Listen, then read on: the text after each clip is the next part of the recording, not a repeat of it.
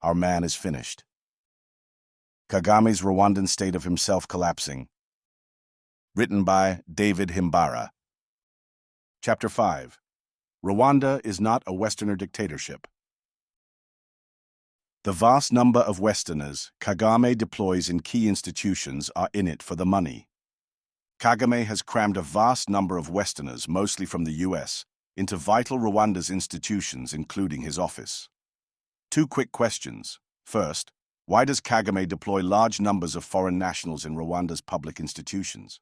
Second, why do foreign nationals associate themselves with Kagame and his personalistic state? The easy and lazy answer would be that Rwanda is a modern colony of the US because the overwhelming majority of the foreign experts are American. My answer to the first question, why Kagame deploys foreign nationals in government. Kagame has two interests. He believes that Rwandans are by nature not wired to lead. The Westerners whitewash him as a visionary building an African development miracle. My answer to the second question, what the foreign nationals want from Rwanda, cash. This what I call Kagame's bargain with the Westerners who serve him. Whitewash me, run my institutions, and make money. Let us begin with Kagame's characterization of the people of Rwanda.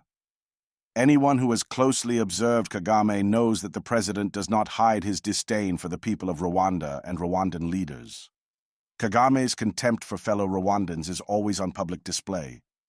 I illustrate this with two occasions, namely, the 2015 National Leadership Retreat and the closing of the Rwanda on March 28, 2023. During the 2015 National Leadership Retreat, there was an extraordinary debate between Kagame and Andrew Mwenda, a Kagame advisor from Uganda and the publisher of The Independent, a Ugandan newspaper. After listening to Kagame's aggressive lecture to the Rwandan government and business leaders, Mwenda intervened, describing how Kagame savagely dismissed the gathering for their poor leadership instead of encouragement. Kagame's response was, "You fight with an army you have. If you have a sick army, that's the one you have. It will be reflected in the battle. You can't have a sick army and fight a war as if you have an army that is quick on its feet. The sickness in the army will be reflected in the way you fight battles. I still don't agree with you. That sweetening of things is not my world. Weaknesses are terrible. We have to call a spade a spade. You are a journalist, but I completely disagree with you. I leave that approach to you. Write stories, that's fine with me. I am not here to praise good Rwandans for what has been achieved. I am here to discuss what you call despite. That's my point. That's important. My time should be spent on this weakness. What we have achieved, we have achieved. Mwenda, the problem is twofold. It's not about achieving. How do we sustain what we have achieved? How do we deal with despite things to make progress? I don't like your comments. You can write them in your independent news magazine. I am not here to tell people lies. I am going to fight them. I translate my frustrations into a fight. During the closing of the Rwanda on March 28, 2023, Kagame expressed his profound disappointment in being Rwandan, addressing his ministers and officials with unwavering candor. It saddens me to be one of you. The entire government, from the lowest to the highest ranks, is fundamentally spineless, submissive, and incapable of delivering essential public services. The entire Rwandan nation lacks strength. Kagame's contempt for the people of Rwanda explains his preference and reliance on foreign nationals to lead Rwanda's strategic institutions. Reliance on foreign nationals starts with his office and extends throughout the government.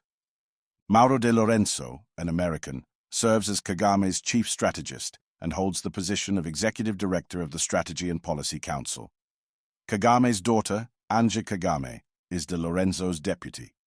Additionally, Lassina Zerbo, the former Prime Minister of Burkina Faso, joins De Lorenzo in the Kagame office, taking on the critical role of energy advisor and chairperson of the Rwanda Atomic Energy Board, RAEB. Jean-Philippe Prosper, from the US, has officially assumed the chairperson of the board of directors at the Bank of Kigali, taking over from Mark Holtzman, an American who led the organization for more than 15 years. Holtzman has transitioned to the Rwanda Capital Market Authority, RCMA, where he now serves as the chair of the board of directors. At RCMA, Thapelo Chiole from Botswana serves as CEO, which means that both the chairperson and CEO positions are held by foreign nationals. Germa Wake from Ethiopia chairs the board of directors of Rwanda and the new tourism sector board. Patricia Campbell, an American, is the University of Rwanda's chancellor, while Paul Davenport, a Canadian, is the chairperson of the board of governors at the same university. In other words, the University of Rwanda's top leadership is non-Rwandan. The Development Bank of Rwanda chairperson is Bobby Pittman, an American. Tidjane Thiam, a Franco-Ivorian, chairs Rwanda Finance Ltd. Christopher John Wales from the United Kingdom was the chairman of Rwanda Social Security Board, RSSB. The RSSB's Deputy Director General managing the funds is Philippe Watrin from France. Usage Kefas from the UK, Senait Fiseha from the US, and Liliane Bouakira from Burundi serve on the RSSB board. Gladys Watrin from France is the Business Development Manager of Kigali International Financial Center, KIFC. Thierry Watrin from France oversees the Green Economy and Climate Change Department of the Ministry of Finance and Economic Planning. Philip Cotton is the chair of the Board of Directors of Rwanda Biomedical Center. Itzhak Fisher chairs the Rwandan Development Board, RDB, from Israel, and the CEO of the Rwandan Energy Group, Ron Weiss, was also from Israel. The Agasiro Development Fund is led by an American, Scott Ford, whose board includes two other foreign nationals, Alicia Silberg and Andrew Rozanov.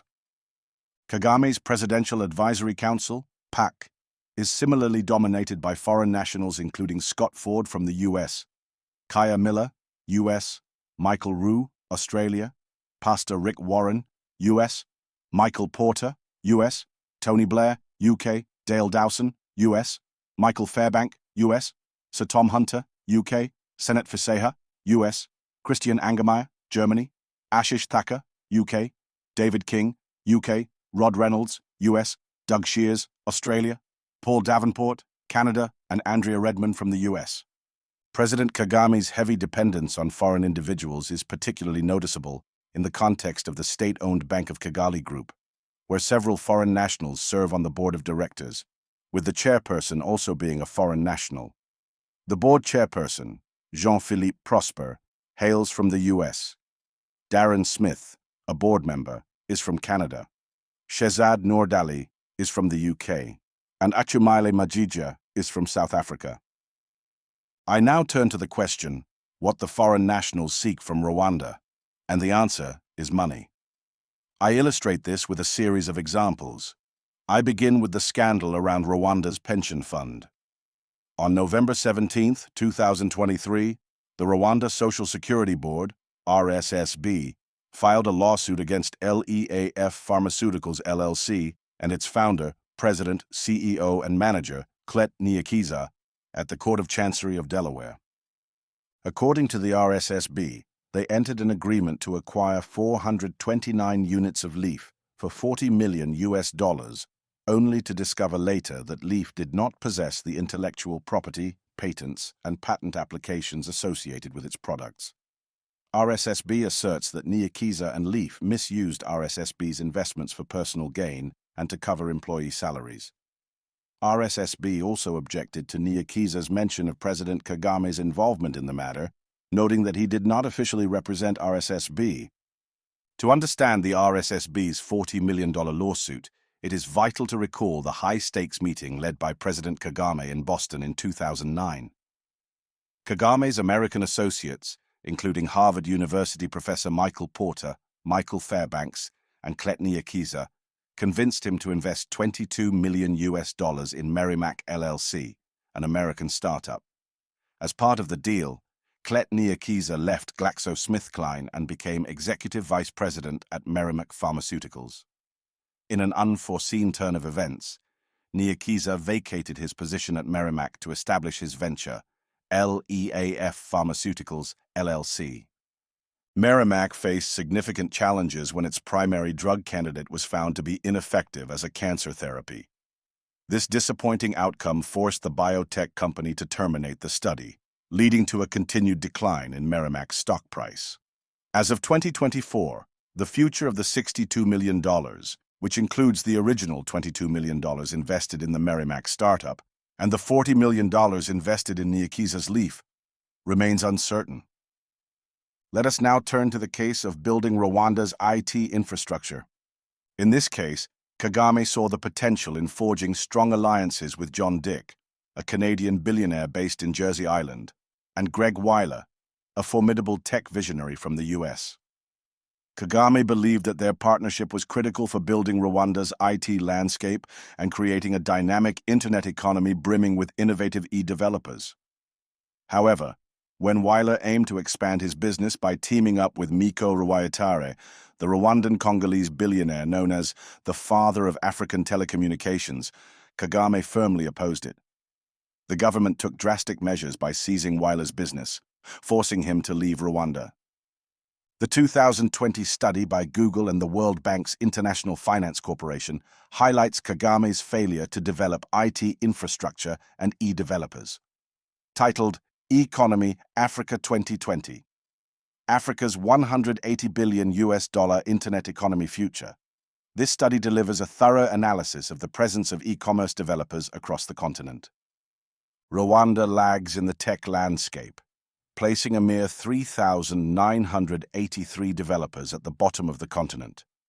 South Africa dominates with an impressive 118,547 professional developers, followed by Egypt, which boasts 86,599 developers. Nigeria secures the third spot with 83,609 developers, while Kenya ranks fourth with 58,175.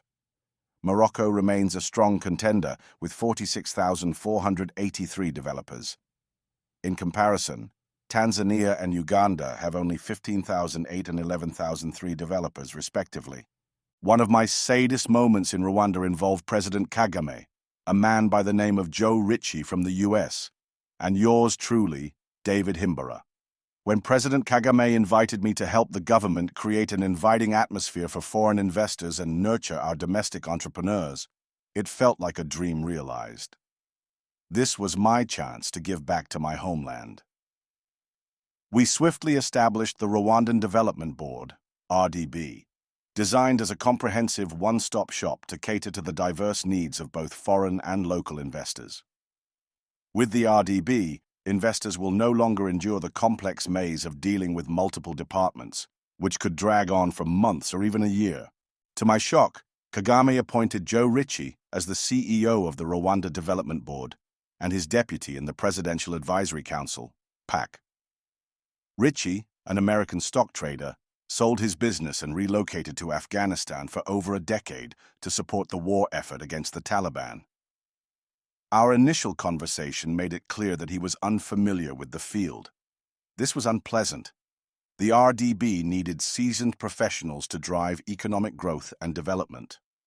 Under Ritchie's leadership, RDB became a central element of President Kagame's propaganda strategy, promoting distorted data to create an illusion of Rwanda as an economic success story.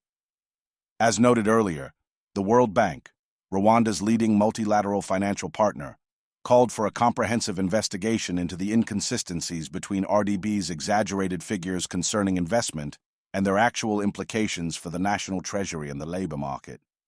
The biggest earthquake of a scandal that even struck inside the U.S. Department of State involved former U.S. President Bill Clinton, his wife, Hillary Clinton, Kagame, and his wife Jeanette Nyiramongi Kagame, and her confidente, Kagame's health minister, Agnes Binangwaho. In 2011, with Kagame's encouragement, Bill Clinton launched in Rwanda his Human Resources for Health HRH project. HRH would create a robust healthcare workforce and medical education that would position Rwanda as a global model in healthcare. Kagame Bill Clinton's race toward a world-class healthcare system shifted into high gear during his wife's tenure as the Secretary of State from 2009 to 2013.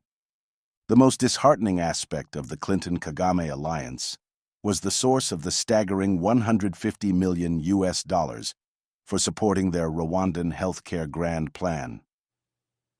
On October 18, 2015, the New York Times revealed that during Hillary Clinton's tenure as Secretary of State, the U.S. Department of State financed her husband's healthcare initiative in Rwanda. As reported, Secretary Clinton diverted funds from vital HIV programs in Rwanda, despite her prior commitment to recuse herself from matters involving her husband's foundation and her department. As the New Times further indicated, to uphold the appearance of neutrality, Hillary Clinton transferred the decision-making authority to her Chief of Staff, Cheryl D. Mills, a trusted advisor with deep ties to the Clintons. Mills approved the transfer, and Mrs. Clinton formally endorsed the budget. Diverting $150 million from HIV programs in a country with a 3.2% prevalence rate was an outrageous decision, plain and simple. It's a profound irony that while Clinton aimed to build a world-class healthcare system in Rwanda, he ultimately condemned thousands of Rwandans to death by misallocating funds that were intended to save lives. By 2016, when Rwanda's health system was collapsing with Kagame sacking the health minister for incompetence, Bill and Hillary Clinton had turned their global fame into a personal fortune. According to Forbes' analysis of 15 years of their tax returns, Bill made most of the money, earning $189 million by writing books, giving speeches, consulting private companies, and advising billionaires and government. There was a particular Rwandan beneficiary from Clinton's catastrophic healthcare scheme, Health Minister Agnes, who previously the Kagame's physician channeled foreign money to Mrs. Kagame's Imbuto Foundation. As we see in the next chapter, the Imbuto Foundation became a $17 million income monster. Not to be outdone by the Americans, former British Prime Minister and his wife, Blair, performed all manner of roles for Kagame. In 2011, President Kagame and Blair established the Innovative Strategic Capacity Building Initiative, SCBI, which aimed at addressing crucial capacity constraints sustainably and facilitating the achievement of Rwanda's national development goals. To build Rwanda's capacity, Blair deployed 41 international experts.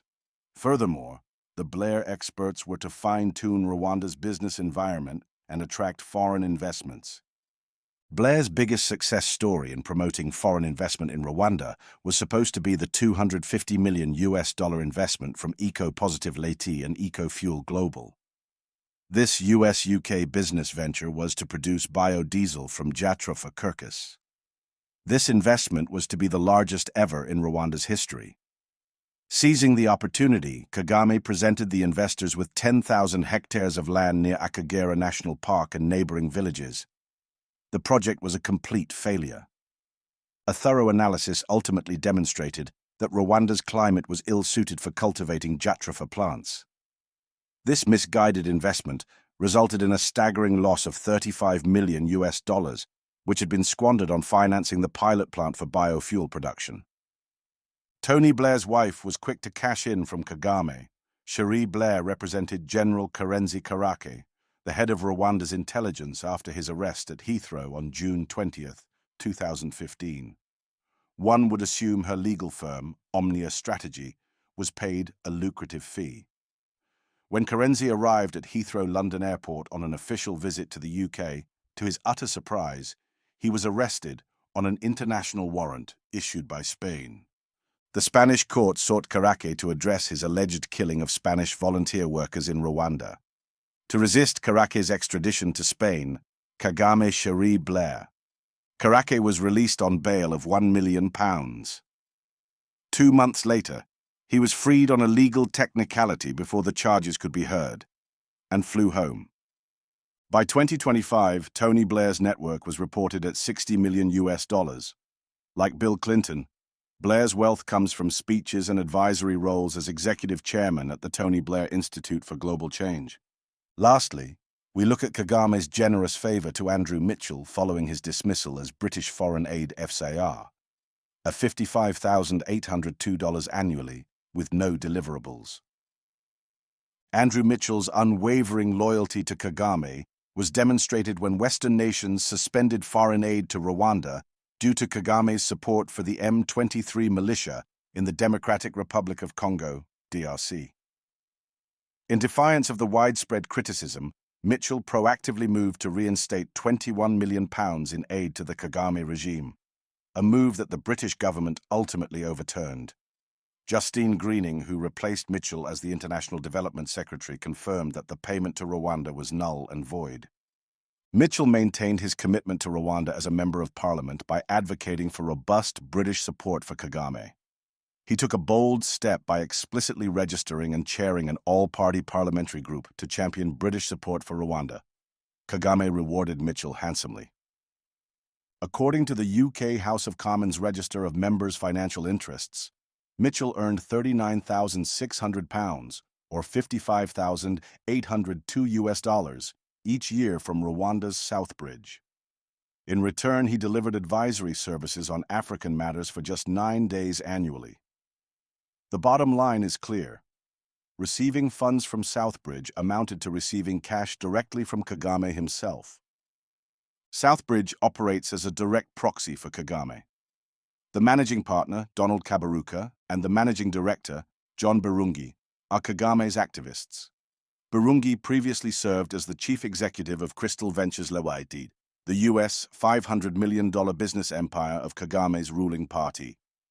Kaberuka, formerly Rwanda's finance minister, was sponsored by President Kagame to steer the African Development Bank, AAFDB. Upon his return to Rwanda, Kaberuka established Southbridge, a firm dedicated to delivering strategic advice to the Kagame government on key projects. One of the firm's standout achievements was the successful acquisition of a $620 million Eurobond in 2021, a testament to Kaberuka's role in the Kagame government's operations. When Mitchell briefly reassumed his role as the UK's Minister for Development and Africa in 2024, he jetted to Rwanda on a 4-day visit. Mitchell praised Rwanda as an outstanding development journey under Kagame's leadership. He confidently stated, "Rwanda is an extraordinary example of progress. The Rwandan government has achieved remarkable outcomes across all aspects of life. It is a safe country, and statistics demonstrate that Kigali is arguably safer than London." Minister Mitchell overlooked the 2023 UK-Rwanda Development Partnership report. The report states that Rwanda is still one of the poorest countries in the world, facing a significant increase in government debt. Mitchell might reclaim his Rwanda job. He lost his position as the UK Foreign Aid Czar when his Conservative Party was thrown out of office in July 2024.